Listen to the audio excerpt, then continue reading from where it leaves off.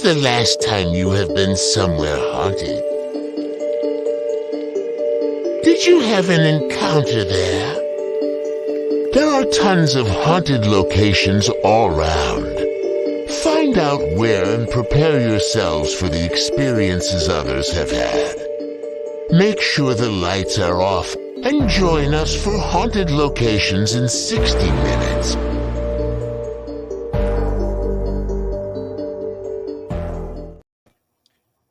Hello, everybody. Hello. Welcome to a brand new episode of Haunted Locations in 60 minutes on WLTK-DB. Let's talk paranormal radio. There we go. I got it. I didn't have to. You did. I'm pretty impressed. How you doing tonight, Mama? Mama's doing good. Doing good. That's good. That's good. Excited about tonight's show, though, because I know tonight's gonna be really good. But before we do get to that, the nice weather's finally here. I'm excited. It's almost been 70 degrees finally. Thank God. Yeah. No snow. We don't need snow. Wood. Knock. So what's been going on with you? Oh, got doing the wedding planning stuff and everybody, Diana is getting married. So I am. Diana's getting married. When are you getting married again? In June of next year. So yes, Diana is getting married. We're excited for that. That's going to be a fun wedding. It is. It is. I'm super stoked. Super stoked. All right. Well, tonight's episode is all about Ashmore Estates in Illinois. We are going to Ashmore, or we've been to Ashmore Estates. We have. We had a great time there. Robin Terry is the owner, and he's fantastic, and he is actually joining us tonight. So backstage we have Robin Terry, and then we also have from Netflix's 28 Days Haunted, Nick Simons. Welcome to the show. Maybe they're coming. I don't know. We'll find out. But yes, you can bring them on stage. Todd. There we go. Hey. There's Robin. There is big Nick Simons. Welcome, guys. Welcome to the show. Thanks. Appreciate you having me on. Yeah, absolutely. So, Robin, Ashmore Estates. Explain a little bit about Ashmore Estates to people that don't know about it. Wow, the real quick rundown of it. It started off as a poor farm. Basically, this is not the original building that was here. There was another building before that. It had some fire damage in that. They let it go. They didn't bother to repair it or anything. It sat for 30 years just the way it was. And finally, some lady from the state of Illinois came down around 1916 and said, tear it down. The place is in horrible shape, and you need to rebuild a new one. And so that's what they did. And so they built the existing older portion of the building in 1916 that was up. And then it was going on and on until finally about 1959 when the public aid system came in place instead of how they were handling things before. And the building was sold as well as all the property there. And the guy decided to go ahead and start a psychiatric care facility and the senior living area and all. And it continued on for quite a while until they finally added on to it a little bit more in the 80s. And it became more of a it started off as a private psychiatric care facility. Then it became a public psychiatric care facility because they couldn't handle the dollars. I mean, it got expensive. So they went public with it, and it stayed open for a while. And finally, they just had to throw in the towel. They had lost a couple $1 million and just said, "That's it, we're done," and shut the doors. And it sat empty for about 12 years. Somebody bought it, was going to turn it into a house. And it was vandalized so much he just he gave up on it. And then another guy bought it and turned it into a haunted attraction. They did that for about 10 years, and then he sold it after the roof blew off it. And then that guy had it for about a year, and he couldn't make it work, so he decided to sell it. And then some idiot came along and bought it at that point. Now I gotta ask though, how is it running a haunted location? A lot of people always want to, I want to buy one. I always tell them, don't do it.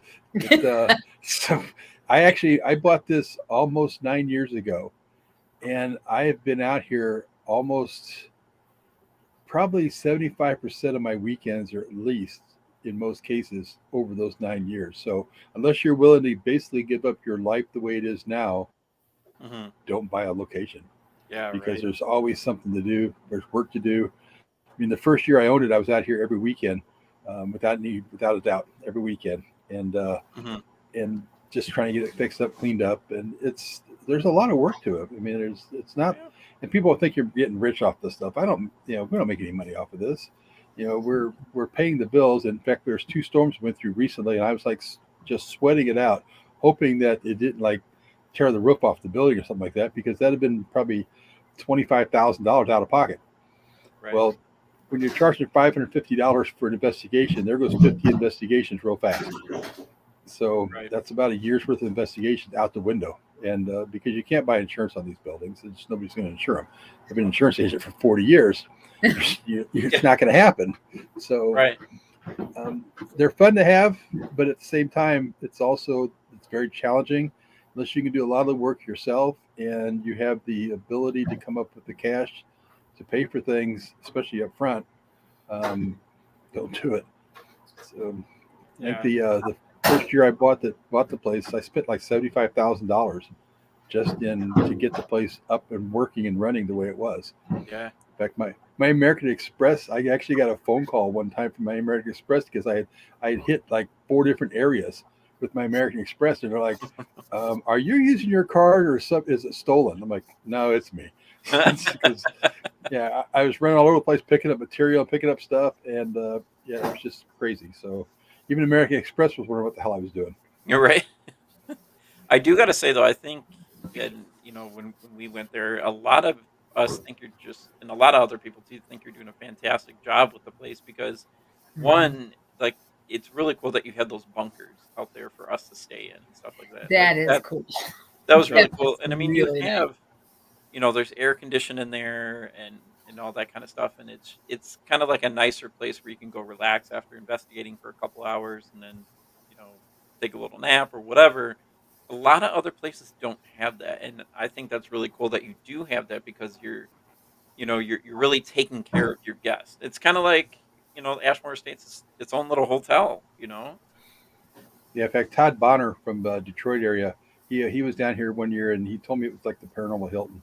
Yeah. So, I can see and that. but I think the thing is there's a lot of locations, and I'm not trying to pat ourselves on the back out here at all, but No, yeah. there's a lot of locations that open the door, just basically let you investigate. They don't clean it up. They don't do anything with it really at all. They may eventually clean some stuff up, but they're more worried about opening the door and making money and coming in than they are. And we actually didn't even let people investigate, other than ones that already booked the place Right. before I bought it. We didn't even let anybody investigate until we actually had it cleaned up. Hmm. And there was, when I bought it, there was no windows, no water, no roof, no electricity. Um, there was really no reason to buy it. But I kind of thought, we can make this work, and there was just something inside there that just said, "Buy me." And I think a lot of it's because I own a movie theater that was built in '46, and it sat empty for 3.5 years, and we bought that, and I turned that in my office and then also in my house. And so Okay. I think when I was walking through the building, actually it was 9 years ago today that I was walking through the building when I'm trying to decide if I was going to buy it or not, and there was something there that basically just said, "Help our building," and I'm not sensitive at all. I'm sensitive as a rock, and but there was something there that just was like, "Help our building," and it wasn't. I think the people in the building weren't worried about helping them; they were perfectly content. It's Hmm. just they just wanted somebody to help their building because it was in such bad shape, and so that's what I decided to go ahead and do. I told my wife, because I live 2 hours away from here, so it's not like I can just jump in the car and run over here and start working on something. Right. And Oh yeah. so, yeah, I told the wife on the way home, and I said, "Well, what do you think?" She's like, "Just buy it. You know you're going to. Just buy it." And Yeah. so that's what we decided to do. And it's it's been one of those labor of love. Uh, we met some fantastic people, just like you guys all have been out here. That's where I met you guys for the most part. Hmm. We meet a lot of people out here, and that's what's fun about it. And the people you meet, the people you run into, and we got a tagline called "Some Call It Home." And I think that's what spirits in the building really think is it's their home. But Yeah. I've also noticed that people that had, there's a lot of drama in the paranormal, just like there's drama in everything out there. It's not just paranormal; it's just that we're involved with the paranormal, so we see it. Right. But I've noticed that this place solves problems. We've had teams that have been out here a couple times with basically we had events going on, and we've had two teams, and they basically when one team split off from the other team and started separate teams, and they didn't get along. And the owners, so to speak, or the operators of those teams kind of met out here, and they all get along great now. And so I think it brings people together, and which is really cool. That's, as far as I'm concerned, that's one of the greatest attributes of the building is bringing people out here, bringing them together, and just seeing people that get along. So that's why we continue to do things. Yeah, and like I said, it's when we went there, we had the time of our lives there. Like and that was the first time we've ever been there too. And especially when at night, I think the spirits were playing with us a little too much. We all decided to go through the building by ourselves. We started all the way at the bottom, went through the first floor, second floor, third, all the way to the top, and when we got to the top, they're like, "Well, how are you going to let us know that you actually made it and you didn't chicken out?" So we would go up there with our flashlights. We're here, and then we would fly all the way back downstairs again. But I gotta say though that building is definitely active. It's very, very active. Yeah, it seems to be. I mean, we've really not had a lot of people come through and say, they never got anything. I mean, we've had people come through and tell us that, yeah, there wasn't much going on. And then they'll call me up later and like, oh, crap, you wouldn't believe what I caught on the recorders. I'm like, well, sometimes you got to listen to your recorders before you really know what's going on because not everybody's going to hear voices all the time at all. And I always tell them when they come in here, I said, listen to your recorder while you're here because, when you're asking questions and you're getting answers and all of a sudden you're like, well, I'm going to move on if you're not going to say anything. Well, I've been talking to you for 10 minutes, dude. If you listen to that damn little thing you're holding your hand, maybe you would know it. So. Right. Yeah, I was going to say there's a lot of activity in that building, and I know a lot of people have had different experiences. Now, Nick, you've had, I mean, you've been to Ashmore Estates before, obviously, but what kind of experiences have you had there? I tell people all the time, even though I was locked in a haunted house for 28 days on TV, that doesn't compare to Ashmore. Ashmore will forever be my number one. And, out of the 3 times that, let me just say this, out of the 3 times that I've been there, Robin's never been not working. He's never like, oh, welcome to Ashmore, everybody. I show up. He looks like he was just drugged by a horse and slept in a ditch. I mean, he's usually dirty, covered in sawdust. I mean, he's always busting his tail to take care of the building, which, I mean, the proof's in the pudding. You see it when you go in there. There's no dust. The floors are always clean. The floodlights that he installed is really, it's an investigator's dream because you can go in with your itty bitty little onboard IR camera that's on your camera, and Robin's floodlights, I mean, just illuminate every single corner of that inside of that building, and it's just amazing. Especially when they go on by themselves too. Yeah. Yep, the stairs will do that at times. And I know Nick's talking about the paranormal pucks that we've got hanging up throughout the building. Oh, gotcha. Okay. Yeah. I've had people that told me that it's like they came downstairs and said, I didn't realize I didn't even have my light on my camera. He's like, when I went down, it's like all of a sudden I'm like, oh, I can really see well with this thing. And it's like, then it comes back, it's like, oh, it's not on. Well, we got so many between security cameras and then the IR pucks, it's lit up pretty well.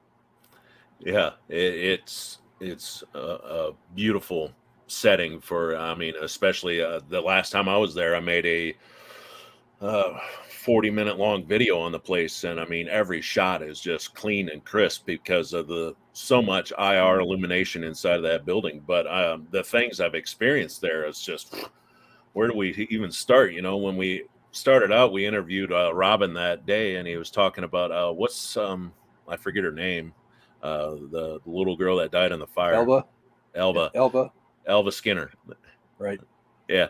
He was talking about she doesn't like being in the dark. Fast forward to like 2 a.m. that night. We're on the top floor at the nurse's station talking.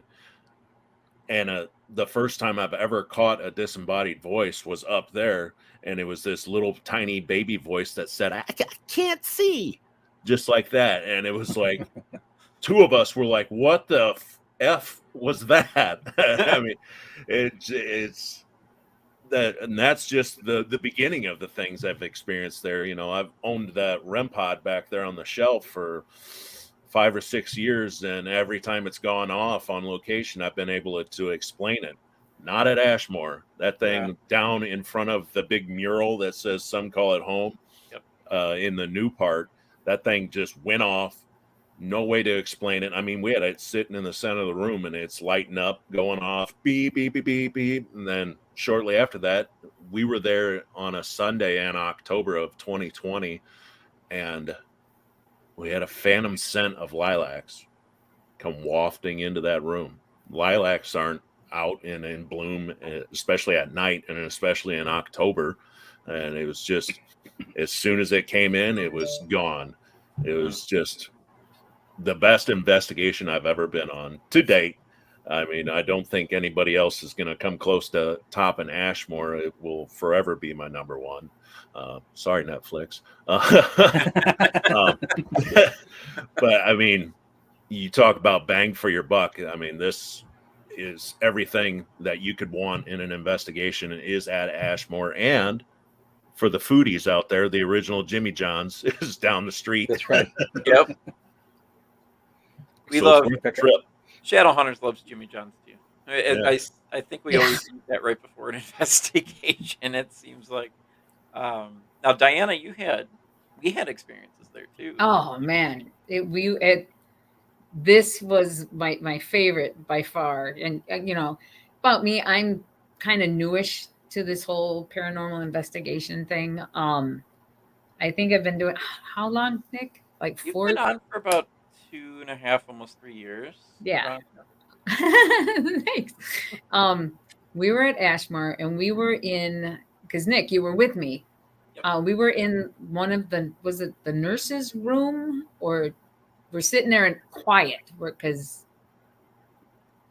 you know, and then all of a sudden we hear somebody coming up, and we're like, oh, Yeah.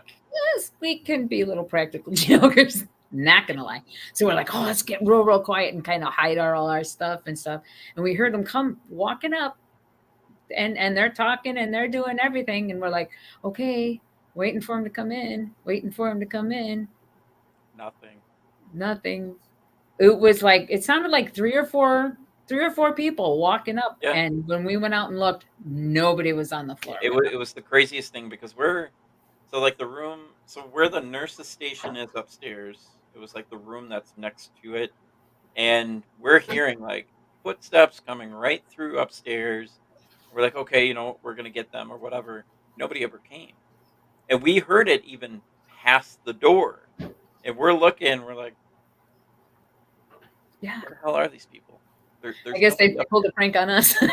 Yeah, the That's ghost what we literally did. pulled a prank on us because we were looking and we were getting concerned. We're like, okay, we're looking at each other like we're nuts because we just heard right past the door Mhm. there was nobody there. You're not nuts. That same thing happened to me in the room that Robin rehabbed to look like something out of the 50s. We were sitting in that room, and I had That's the room. That's the room we were in.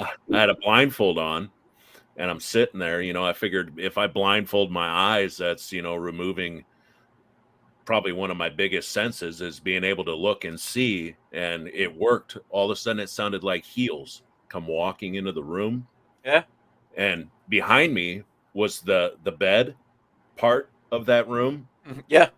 And the heels stopped, and I was sitting there. Then all of a sudden, the springs on the bed behind me compressed, and in the video, you see me launch and turn around, rip the blindfold off. Who's behind me? I mean, that's probably one of the few times I've been pretty scared on investigation, was that the springs on that bed compressing like somebody was sitting on the corner of the bed. It was Yeah. creepy. Yeah. I mean, I remember you telling me about that. yeah, there's definitely something about Ashmore. Hey, Bill. Yeah, I don't know what it was, but we're waiting for people and nobody just did. And then those lights that you have and the stairs, oh, they just went on and off, on and off. And we're looking, and then anytime they went on, we would hear footsteps. And then we would look and be like, oh, okay, it's probably Jenny or somebody else. And then nobody ever came up the entire time. Now, is that pretty common for Ashmore Yeah, Estates? actually, Like, yeah, one thing I don't do because I own the place, I don't post stuff that happens to me out there right, because to me, it just sounds like I'm just trying to build the place up, and I won't do right, it. I'll tell right. people privately what I've experienced or what I've had or on a podcast. I'll tell them something like that because then it's not like I'm trying to promote the place by putting something out there. But those lights, I've actually watched those lights on security cameras because I've got security cameras on the stairway just to basically, in case somebody break in, they got to go up down the stairs to get to the next Right. floor. So it's a great spot to get a very good image.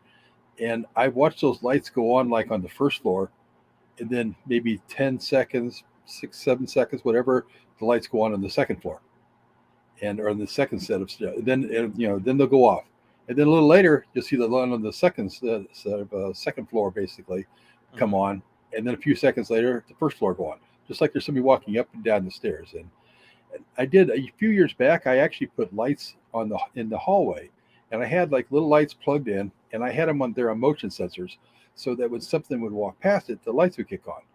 But we Right. were all sitting here watching a movie one night up there on the second floor, and the lights were going off in sequence down the hallway. And I said, oh, that's kind of weird. And I got up and looked. I'm like, oh, it's a damn cat. And they said the cat got in the building, was walking down. And I thought it's a little low to the floor, but when in doubt, throw it out. And Right. so I thought, all right, not gonna worry about it. So then we were sitting there a little later, and the lights go off again in sequence all the way. I said, where that dang cat's back there again? And somebody's like, I'm holding the cat. I'm like, okay, well, I guess it's not the cat then. So, but yeah, so we had it was actually before the time when everybody starts using the little string lights now and all like that. So they Oh, can, yes, yes. but yeah, these were just plugged in it, and I had them set up so that if you didn't want them going off, you could just turn them towards the wall so they wouldn't go off. But investigators would take them off and throw them down, and because they didn't want the lights going off, so I finally just pulled them out and said, forget it, and not put them in there. But because we tried to set some stuff up like that where you could use it, Mhm. to for that advantage, but it just wasn't working right. So, so we got rid of them. But yeah, they go off like that in sequence, and we actually have it recorded one night while we were up there watching a movie on the second floor. We heard footsteps, and heard footsteps going up the stairs, and the lights come on. And I walked over. And I said, oh, it's probably somebody that's coming downstairs. I said because there's somebody who was up at the SilCon event in Mattoon. I said they're going to come out after that. I said so it's probably who it is. I looked out. I'm like, nope, don't see their car or anything out there. And then I'm standing there, and then I do see their car. It's driving into the driveway. They're not yet. And we actually we heard the footsteps. I went back to my security cameras and pulled it, and we could hear the footsteps going up those stairs and the lights kicking on and it was pretty crazy. But I think I did post that video because there's 20 other people in the room that could verify that was not us faking anything. So Right. it was there. But yeah, those lights are pretty creepy. I mean, I was up there one night with Dave Lowry. We were on this third floor working on the floor up there, and it was storming and everything outside. It was one of those typical nights where it's like it's kind of cool being in a haunted location with this Oh, yeah. and everything. And those lights are going off and on, like there's people walking up and down the stairs the entire time. Hmm. But, Yeah, I remember the first time, and I remember getting there, and I think might have been Jenny. She's like, just watch the lights. The lights are going to go on and off, on and off. And sure enough, constantly they were going on and off. Um, has anybody ever had any experiences outside of the building? yeah, there's been quite a few actually. In fact, I can't say too much about it, but you'll see one on TV probably in about October, November. Oh, So, nice. and yeah, it was a pretty cool experience that they had out there. So, but yeah, we've had that. We've had experiences in the bunkhouses. We've had people have had experiences in there. We've had experiences outside. When people come in and they'll ask me, it's like, "Where's the best place to investigate when you're here?" I said, "You just did." I said, "You walk on the property, you're there." Yeah. But I mean, look at how it was used. It was a poor farm, so they were working this grounds. There was 20 some buildings out here at the property at one time. So it may be residual, but there's probably people wandering all over this property all the time. So having experiences outside is nothing unusual. I had you guys probably know Jay Lynch and Teresa Lynch, and Yeah. they do some podcasts and all. Well, they were out here one night taking care of a group I had. I had a group of mentally challenged adults that came down from Chicago that investigated. There was 8 of them, and they were down here with 2 chaperones, and so they all went to bed about 2 o'clock in the morning. They all hit the bed, and the next morning I get up or I'm coming in here, and they're telling me about 7 o'clock in the morning before they're leaving. They're like, "We had all kinds of wild stuff going on." It was like, "We heard kids singing out last night out back and playing music." And the one chaperone's like, "I actually heard it too." I'm like, "Oh," she's like, "No, we all got up to see what it was." It's like there was nobody out there. And I'm like, "Yep." I said, "That doesn't surprise me." So they all left, and I'm going inside. I'm sitting there at the table inside the team room, and Jay and Teresa walk in. It's like, I didn't think they'd ever go to bed last night. I'm like, why? It's like 2 o'clock in the morning. They're out back singing and playing music and everything. And it's like, we heard them out there, and they're out there just raising Cain. I'm like, that wasn't them. They went out to find out what it was. You big bad ghost hunters stayed in bed and tried to sleep. So, Right. so it was, but yeah, they had that right out back, right behind the bunkhouses. They all heard music playing and everything out there. I gotta say that was definitely a cool experience with us. I like how there's that fire pit right there too, because that's what we did. We when we took a break, we lit a fire, and what's nice too is you look up and you just see all these stars out there because Oh there's yeah. you're in the middle of nowhere pretty much in the middle of the cornfields. Honestly, I was just waiting for Children of the Corn for something to come out the whole entire time. That's in my Um, state, all right? Oh no, that'll be this year. So yeah, I have our sign ready to go. It'll be corn all the way around Ashmore this year. Nice. Ooh, we got That might be worth booking. What Robin said about that place looking like a city out there, you can actually find old pictures of the place and see all the buildings that surrounded this place. I mean, it literally looked like a city out there, and it was all that Yeah. property. It's worth checking out. Oh, absolutely. Newspapers.com is full of Ashmore Estates information. Mm-hmm. I would love to go back. I think we should all plan another trip to go to Heck Ashmore yeah. State. I would go back. Absolutely. Now there is that property that is across from Ashmore. Oh, I know, right? I know Oh, we were God. looking at that so much because we wanted to go in there, but then all of a sudden they're like, "There's snakes." I was like, "Nope, I'm out. Nope, not doing it. Can't do it." Now I've never seen snakes, but maybe there is. I don't know. what now over there too? Do you think that part is haunted as well? Yep. In fact, I'm pretty sure it is. The guy that built the new part of the building here built that house, and Okay. it was the doctors and nurses would stay in that duplex that was over there when they were here. They'd have like traveling doctors or traveling nurses, and they would stay there. There was a lady that was renting the property when I first bought it, and she was only there for a couple months after I bought the place here, and she told me that her cabinet sometimes in the morning when she go to get her medicine, and her cabinet doors on her medicine cabinet would be open, and the medicine would be laying on top of the counter, and it was like spilled out or something. She's like, I have no idea how it all got pulled out of there, but Yeah. yeah, she said she heard voices over there and all before. So I tried to buy that property because the guy that actually built the new part of the Ashmore Estates is still alive. And when he built that house, that duplex also. Yeah, it's the And, same brick. Yeah, same brick, identically same. And but we couldn't come to an agreement. We were about $10,000 apart, and that was like 4 years ago. And now he's already spent more than that in real estate taxes and things like that. So it needs a lot of work now too because it's Yeah. all still original.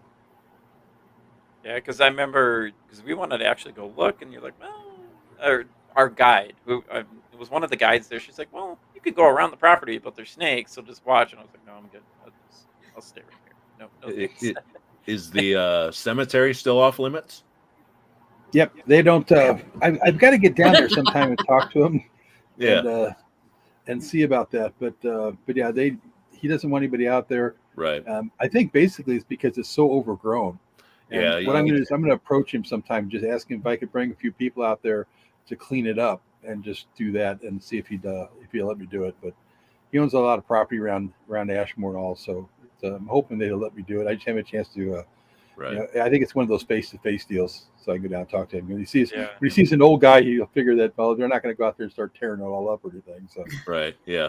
Now, how far is the cemetery from? it's about a mile straight across. Okay. It's out there. It's in the second grove of trees that on the other side of the interstate or the highway, or not really interstate, but on the other side of Route 16. Yeah, I remember hearing something about the cemetery. I didn't remember where it was.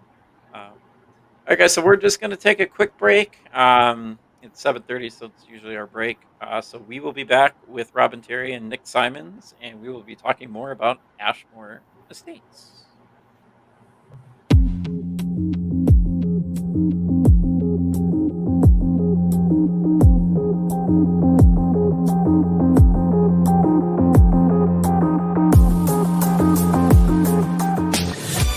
Want to see your video here? Sponsor WLTK-DB Talk Radio and watch us make that happen. With your paid sponsorship of $80, you receive a professional produced audio, video, and banner placement on our station. Not only does your sponsorship air during our live shows, but also replayed on our podcast and heard by hundreds of like-minded people.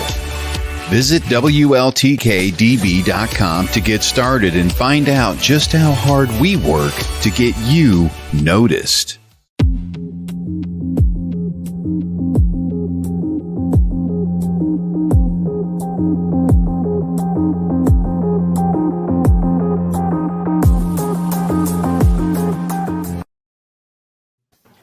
Welcome back to WLTK-B, the Talk Paranormal Radio. Nick Sarlo, Diana, Henry, Robin Terry, and Nick Simons of 28 Days Haunted. And we are back talking about Ashmore Estates. Now, from us, it was about maybe about a 3-hour drive, I think, Diana. Yeah, about that. About right. Mm-hmm. No, because we're kind of on the Illinois-Wisconsin border, so it took about 3 hours. Well, look mine up right now. Oh, there you go. How far have people traveled to visit Ashmore Estates? England. There we go. Wow. That's probably about the farthest one. So, yep. Yeah, she came over and she actually came over with Mike Couch. She wanted to see that, so she came over and met Mike Couch, and they drove down from Rhodes Hotel and came down to visit us. Okay. Yeah, Rhodes Hotel. I love that place too. That was definitely an experience I'll never forget with Rhodes Hotel. But yeah, with Ashmore Estates, and you guys also have a bat in there, don't you? Yeah, it seems like we always end up with like one or two bats, and it's kind of weird because we'll find one or two dead sometimes in the building, and then like one or two more just reappear. So, and fortunately, there's not lots of them that fly in here, but I think we've only had once or maybe twice so far this year that anybody's even mentioned it. We've probably had 30 investigations so far this year, that the people booked. And but yeah, it's only been seen a couple times. When we were there, we got attacked by that bat. Mostly me. That was not fun because all of a sudden I'm looking and somebody goes, "I think I see something flying." I was like, "There's nothing." We can see, frickin' thing comes right at me, and I'm over here trying to duck and shit. Sarlo was like, "It's in my hair. It's in my hair." It was too funny. It was like he had some kind of sick dance move going on. How'd you throw your back out? There was a bat. All right. There was a bat there, Oh, you're playing baseball? No. Right. Yeah. Make something up so it sounds cool. Yeah, and then jet ski accident. And it's on video too because I was like, "Oh no, there's a bat," and I'm running towards Diana, and she goes, "Sure, come to Mama. Like I'm gonna rescue you. Get away from me." Were you holding? Mama takes care of it all. I was. Yeah, we did have an IR camera, so I think that's how we were able to notice it because I'm looking through the camera. And that's how it notices you, because they come for those IRs. They come right straight for those IRs. So if you really want to set somebody up and you see a bat, have them hold the camera. Say, "No, you got to hold this right up here by your face," and that bat will probably zoom in on them. Oh God, that was. So I took off like down the end of the hallway. I was like, "Nope, I'll stay down here for a little bit." I think there was some shrieking and screaming going on as well. Yeah. Ashmore, home of the Banshee. That wasn't me. That was funny. What, Diane? What other experiences did we have there? I know there was a lot. When we were walking outside, I was kind of walking around looking at like the windows.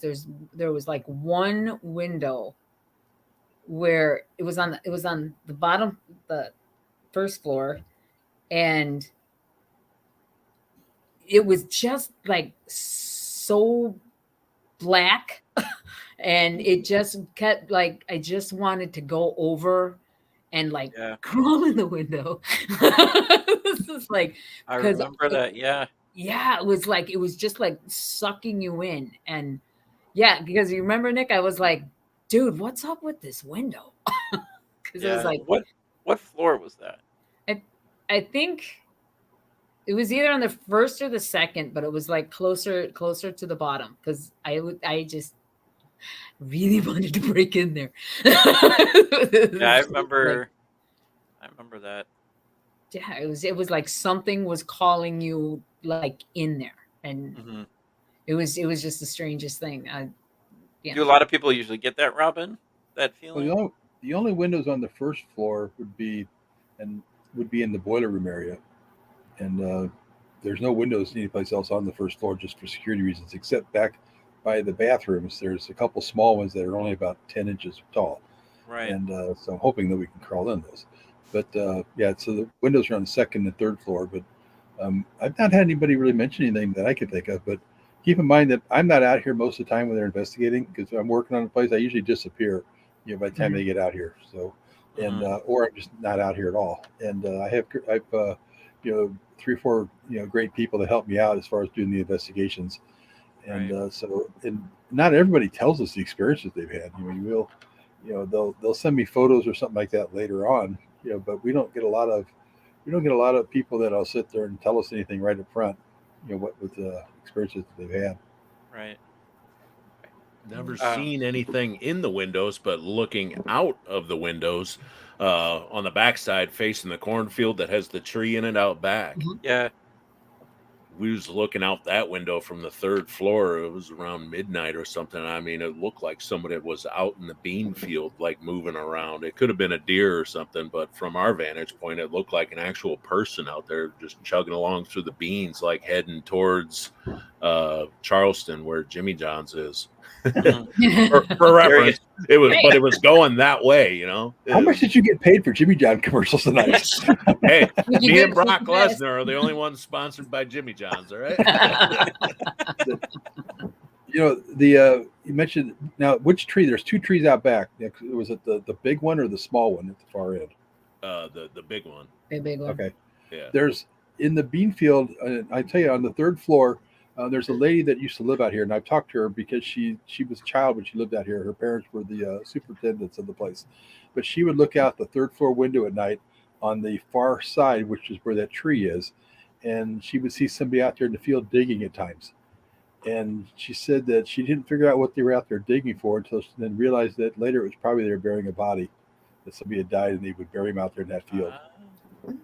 So we've never investigated the field, but people come out here and I always tell them, think outside the box, do something different, Right. investigate the grounds, or go out there. And I always tell them, I said, even during, and I didn't notice it so much this year, but a lot of times when the beans are out there, I see an area in the beans that are discolored from the rest of the field.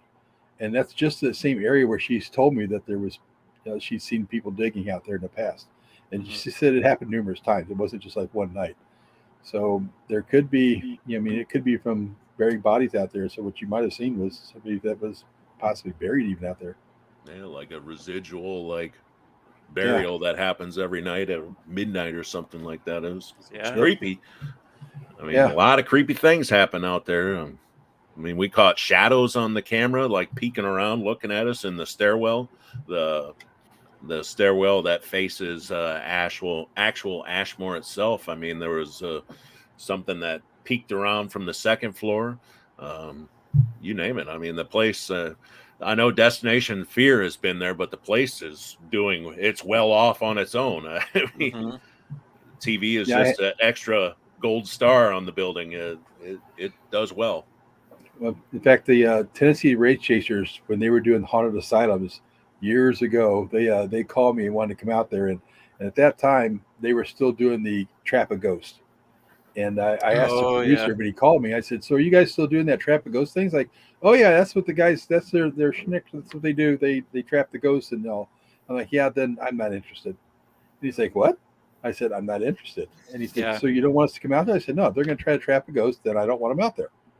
And he's like, well, but we're going to make your building famous. I said, the only reason you call me is because the building's famous. Right. And I said, if you wouldn't have known about it, you wouldn't have called me. Right. And so he said, so you're really not going to let us do a TV show out there if we're going to trap a ghost? I'm like, right. I said, if you come out here and tell me you're going to do it, but you're not going to trap the ghost, it has to be in the contract that you provide to me that you're not going to do that. And he's like, yeah, we can't do that. I said, okay, no problem. So they never came out here. And I've talked to Mike and Chris and Doogie and all since then, and that wasn't their idea. That was the production company's idea. Right. They went along with it, with the production company, but that wasn't, their whole idea was basically they want to see if you could contain energy and move it, so maybe move it from one spot to the next spot. Mm-hmm. And if you could do that, that was their whole idea behind it. It wasn't trapping a ghost. It was trying to move energy. Mm-hmm. Well, traps were big at that time. I mean, you had Mountain Monsters. They were always building a trap and doing crazy stuff. And now that makes me wonder if when they got the big red X on Ashmore, if that's when they went up to Bartonville in Peoria and did the Peoria Asylum up there. I wonder if they were just like, well, Ashmore's out. Well, if we go another hour north, we could go to Peoria. Probably true. Yeah, it might have been. I don't know. Yeah, because that's another messed up place. Peoria State, huh? It's a field now. I mean, the Bartonville Asylum. Yeah, because I think the only thing they still have up now is the Pollock Hospital. That's where it's still there. Up there. Yeah, which wasn't bad or anything. The first time we went over there though, we saw the Bartonville Asylum. It was still up and everything. We wanted to go inside of it, but they wanted nothing to do with it. I've been inside of it. Ooh. Ooh. The only thing I still have is I have a brick from that building. Fancy. I don't know where the brick is, but how do you lose a brick? But yeah, I mean that's the only thing. But no, that place it looked fantastic. Like the Bartonville Asylum and stuff. Now for Ashmore, tell us a little bit, Robin, about that boiler room. It seems like everybody gets something in that boiler room. Yeah, the boiler room's kind of a unique spot. I think, first off, anytime there's a basement, which is basically what the boiler room is downstairs in the basement area. Mm-hmm. Anytime there's a basement, I think that kind of freaks a lot of people out because they're usually damp and musty smelling. It's just kind of creepy anyway, because most basements are never they're not like the rest of the building. They're always the worst part of the building, so to speak, the most deteriorated part of the building. And this is no different. But at the same time, this was also the maintenance area where they kept supplies for the building when they were working on things and all. And Joe Buxom, who died in a train accident, was hit by a train over by Kansas or Oakland. I'm not sure which one it actually was, but he was hit by a train over in that area, and he came back and somebody picked him up along the highway and dropped him off, and he ended up dying in the building. Well, he was the kind of like the superintendent groundskeeper title that they gave him, basically just because they were trying to help him out from a mental standpoint and give him a job, something like that to do, so he'd be responsible. And we think that he kind of hangs out down there and doesn't like, especially females in that area. It doesn't seem like males don't bother him as much, but he definitely doesn't like females down there. And I did have a personal experience down there once when we were cleaning the place out. There was 2 girls down there with me. It was May of 2014, and we were throwing a bunch of stuff away and everything. And as I'm walking up the stairs, getting ready to walk up the stairs, I told the girl, hey, let's stop for a second. I need to tie my shoelace before I move upstairs. Because you know how when you're walking, you step on a shoelace, your foot stops? Well, I looked down and both my shoelaces were tied. They weren't even touching the ground. And I'm like, okay, something just stopped my foot from moving while I'm taking a step. And almost like it tried to trip me or something. But yeah, it was kind of creepy. But I'm like, okay, well, so we just kind of went on our way and went up the stairs and gone out. But in fact, I know that there was a couple of things people were asking, especially when Destination Fear was here. Mm-hmm. They're like, I can't believe that Chelsea didn't go in the boiler room. Well, Dakota, we did a live right after the episode aired, and Dakota jumped on with me, and she did go in the boiler room. So I think you were listening that night, Nick. But but she did go in the boiler room. She didn't have a lot of experiences down there, although she did hear some growling, and she thought that was a possum that we saw earlier in the day, but it wasn't, because we closed the doors up, and made sure that they were locked and shut so that nothing could get in. And the producer from the show was outside the entire night while they were in there.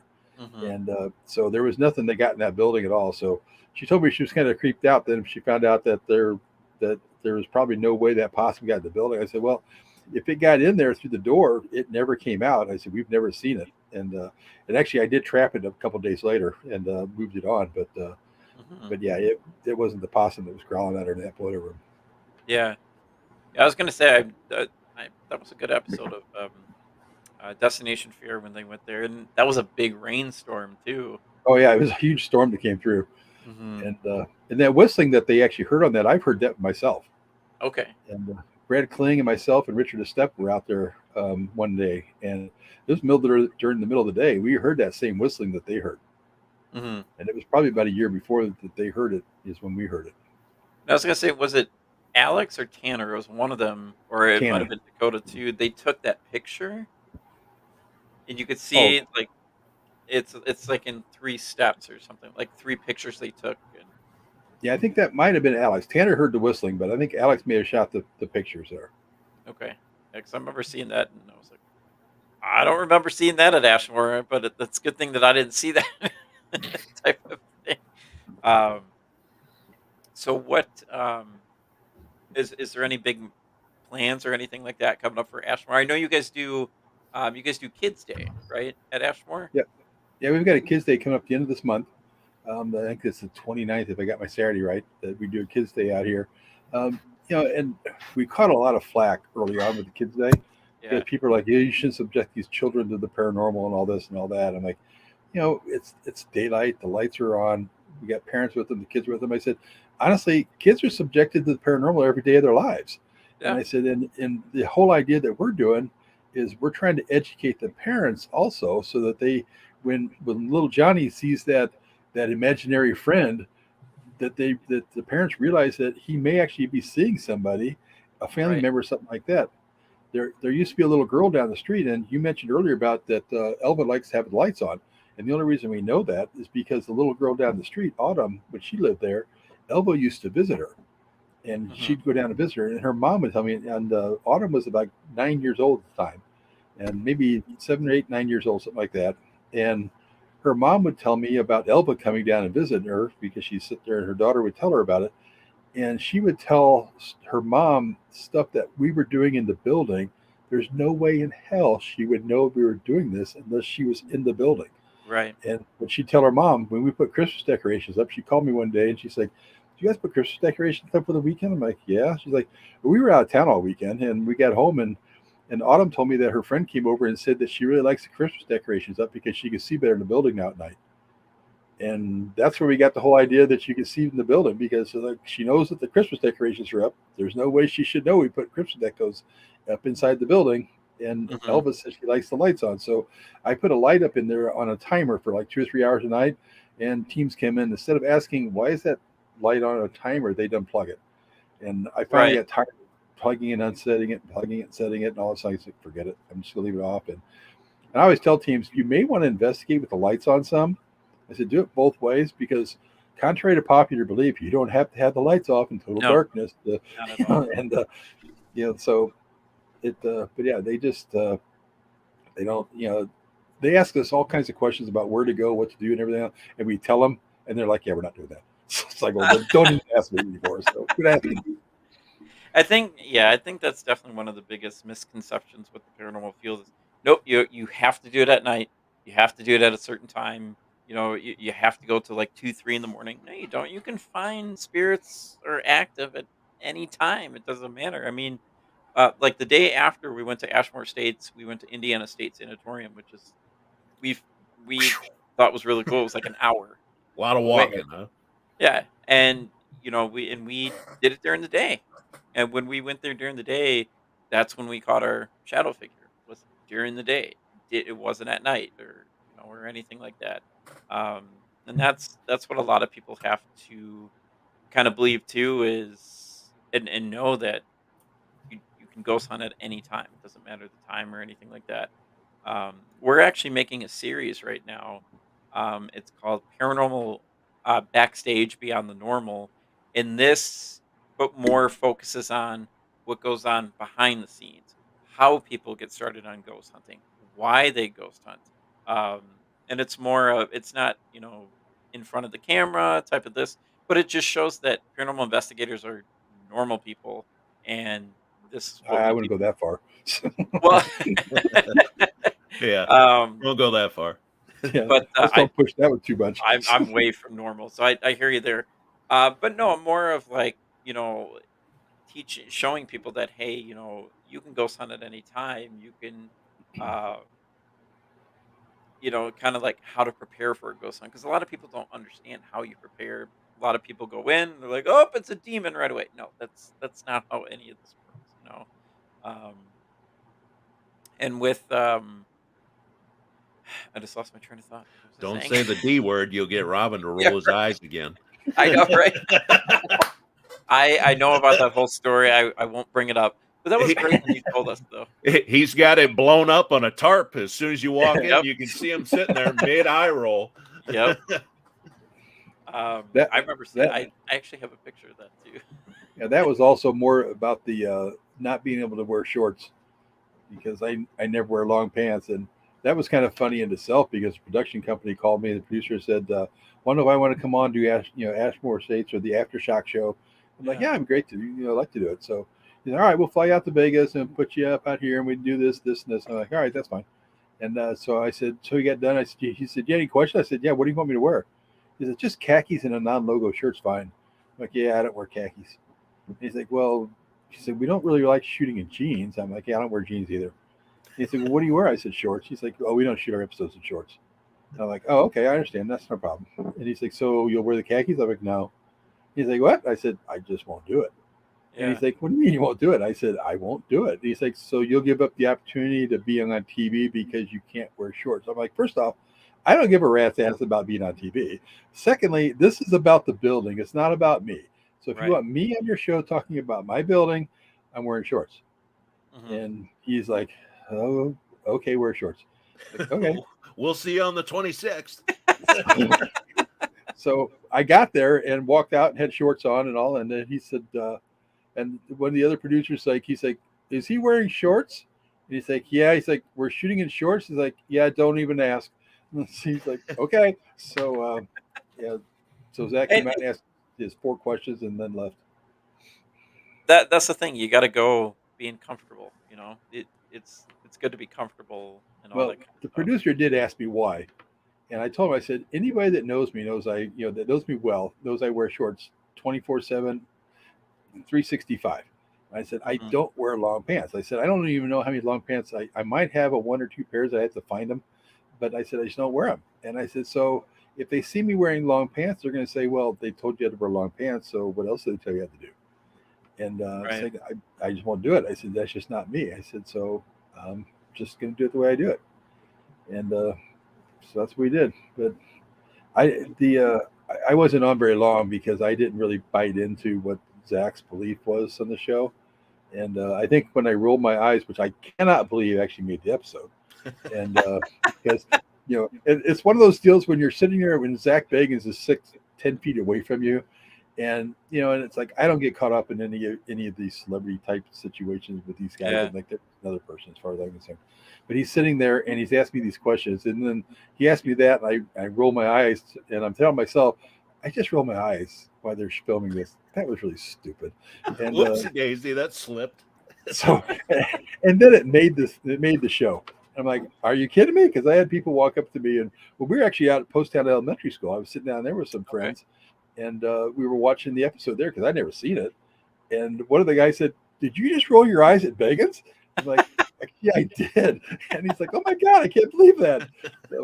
So yeah, it's been kind of fun. I did that poster as more of a spoof for a couple Yeah. of things. People don't get caught up in the TV, but then and it talks about wearing the shorts and everything in that too. So it's not like, "Look at me, I've been on TV for 12 seconds." And it was more about just joking about rolling the eyes and Rolling the yeah. Because I remember walking in there and I saw that poster. And I was like, wait a minute. I think I remember that episode now. Yeah, you had to watch it. In fact, I had a friend of mine who does a lot of TV shows, He sent me a text right after that. He's like, "Well, that's what happens when you don't get along with the producer. He doesn't catch it. He doesn't give you much airtime." I'm like, "Yeah, no kidding." I said it kind of separated real fast right after he found out that I wasn't going to bite in on this thing with the demons and everything. So it's like, this guy's done. Why did we bring him out here anyway? So, Man, we And to wear shorts too. wasted a plane ticket. yeah. Well, because the other guy, the former owner, when they interviewed him, he was all about a lot of that stuff, and Yeah. he didn't really get caught up in the demon side of it, but he didn't approach it that he didn't believe in those either. So, but yeah, he talked a little bit more about the some of the pentagram on the wall, and some of that type of stuff. So, Mhm. yep. But yeah, it's like, no, I'm just straight shooting straight with everything. I'm not getting caught up in that stuff. And that's definitely the best way to be. Just you know, um, and there's nothing negative inside of Ashmore. I mean, even just the one time we were there, we felt super comfortable inside of that building. Like, we didn't feel any demons and all that kind of. Can you just roll your eyes? Can I see it? See? Yeah.